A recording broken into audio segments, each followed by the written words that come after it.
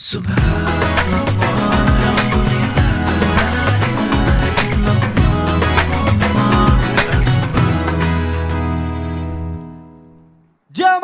oh jamaah, Alhamdulillah.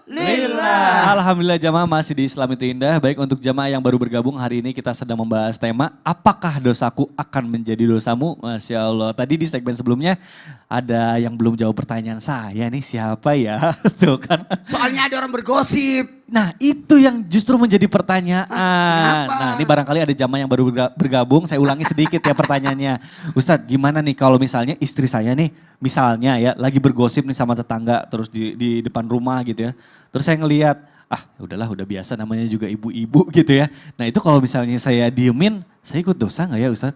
Nah ini gimana nih mohon penjelasannya silakan dijawab Ustadz. Izin Sam. Bunda Tuti izin. Silakan. Pokoknya apa yang dilakukan suami seperti itu adalah termasuk salah. Kenapa?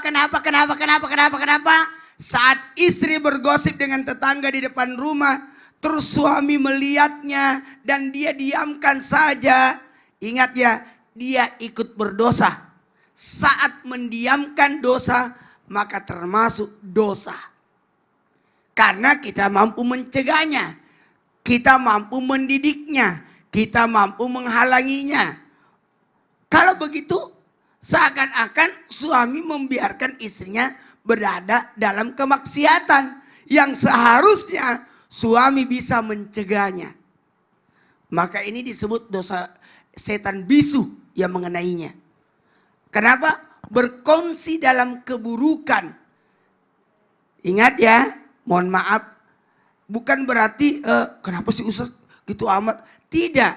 Karena bentuk pencegahan itu salah satunya adalah pencegahan bagaimana sosok laki-laki dalam hal ini penanggung jawab untuk menghentikan. Kalau mampu menghentikan sesuatu keburukan itu dengan kekuatan, jabatan silahkan. Dengan tangan silahkan. Dengan ucapan silahkan. Namun selemah-lemahnya iman dengan kebencian di dalam hati. Ini malah suami membiarkan. Seakan-akan mohon maaf apa yang dilakukan istrinya itu benar. Padahal itu salah. Sebaiknya jangan. Kemudian kalaupun bisa mencegahnya, cegahlah dia.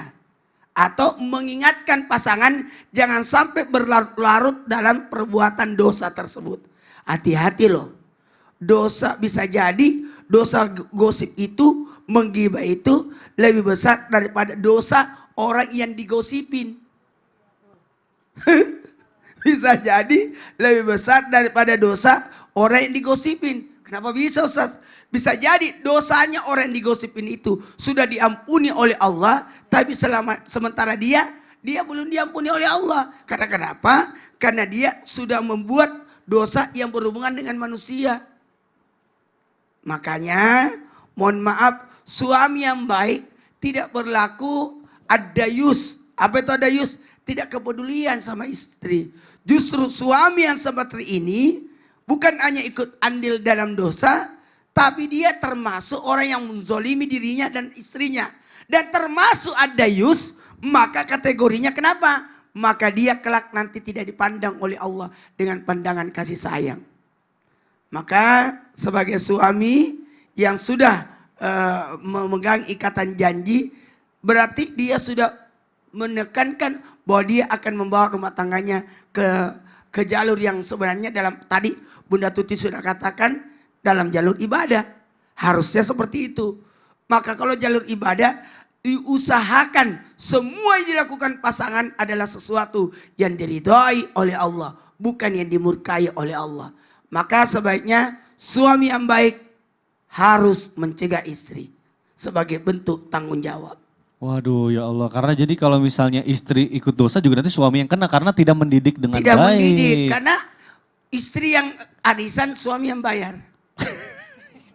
Ya betul. Pakai uang apa? Pakai uang suami juga ya, ujung-ujungnya Maka suami. istri yang mau arisan harus izin sama suami. Oh iya betul juga sih harusnya sih begitu. Baik jadi kita sebagai suami juga punya tanggung jawab yang besar untuk istri dan keluarga kita ya Ustadz ya Masya Allah.